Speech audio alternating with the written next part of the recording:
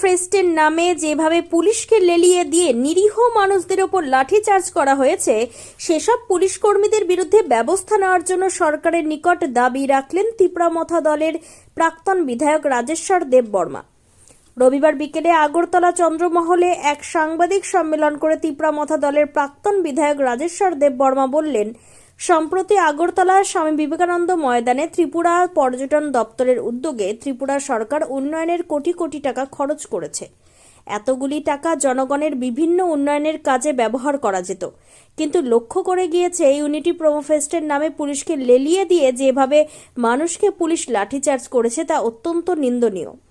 যেসব পুলিশ কর্মীরা নিরীহ মানুষজনদের ওপর এই অমানবিক আচরণ করেছে, সেসব পুলিশ কর্মীদের বিরুদ্ধে ব্যবস্থা নেওয়ার জন্য সরকারের নিকট আহ্বান রাখলেন তিপ্রামথা দলের প্রাক্তন বিধায়ক রাজেশ্বর দেববর্মা। ত্রিপুরা থেকে বিক্রম কর্মকারের report, crime press Bengal news.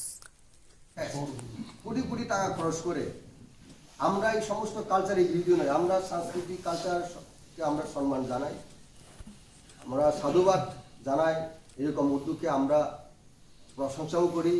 কিন্তু এই যে ইউনিটি প্রোমো ফেস্ট করে রাজ্যের কোটি কোটি টাকা অর্থ ব্যয় করা হয়েছে, রাজ্য সরকার উন্নয়নের ক্ষেত্রে এই সমস্ত টাকা রাজ্যের বিভিন্ন অংশে ডেভেলপ করার ক্ষেত্রে করা যেত।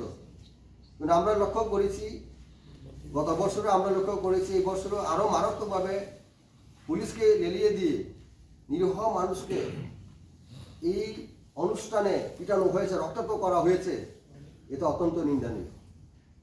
এটা তদন্ত করা হোক, যারা পুলিশ নিরীহ মানুষকে রক্তাক্ত করেছে, পিটানো হয়েছে, তার বিরুদ্ধে সরকার ব্যবস্থা গ্রহণ করা হোক, এটা আমাদের পক্ষে দাবি। আর একটা আমরা আপনাদের মাধ্যমে যে রোমান হরপে কিসের পাস ছিল এটা, কিসের পাস এটা, হ্যাঁ জনসংখ্যা কত ছিল, তোমার প্লেসমেন্ট কত ছিল, এটা কেন করেছে এই পাস?